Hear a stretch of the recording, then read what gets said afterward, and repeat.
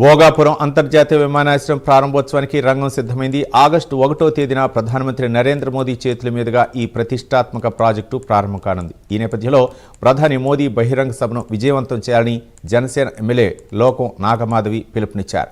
ఉత్తరాంధ్ర అభివృద్ధికి భోగాపురం ఎయిర్పోర్టు ఒక మైలురాయిగా మారుతుందన్నారు. ఒక్క నెల్లిమర్ల నియోజకవర్గం నుంచే రికార్డు స్థాయిలో 30,000 నుండి 40,000 మంది ప్రజలను ఈ సభకు తరలించేలా ప్రణాళికలు సిద్ధం చేసినట్లు ఎమ్మెల్యే వెల్లడించారు.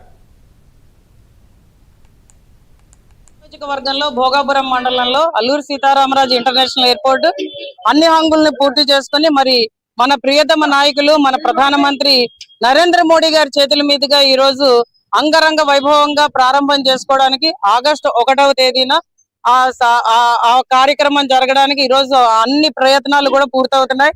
ఈ కార్యక్రమంలో ప్రజలందరూ కూడా పాల్గొనాలి. ఎందుకంటే 34 నియోజకవర్గాలు మొత్తం ఉత్తరాంధ్రలో ఉన్న 34 నియోజకవర్గాలకి కూడా బస్సు సదుపాయం ఈ రోజు కల్పించడం జరిగింది. మోడీ గారి చేతుల మీదుగా అలాగే మన ముఖ్యమంత్రి వర్యులు చంద్రబాబు నాయుడు గారు, ఉప ముఖ్యమంత్రి వర్యులు పవన్ కళ్యాణ్ గారు ఈ కార్యక్రమంలో భాగస్వాములు అవుతున్నారు. కాబట్టి మీరందరూ కూడా ఈ కార్యక్రమానికి రావాల్సిందిగా ఇంకొకసారి విజ్ఞప్తి చేస్తున్నాం. మన నియోజకవర్గంలో భోగాపురం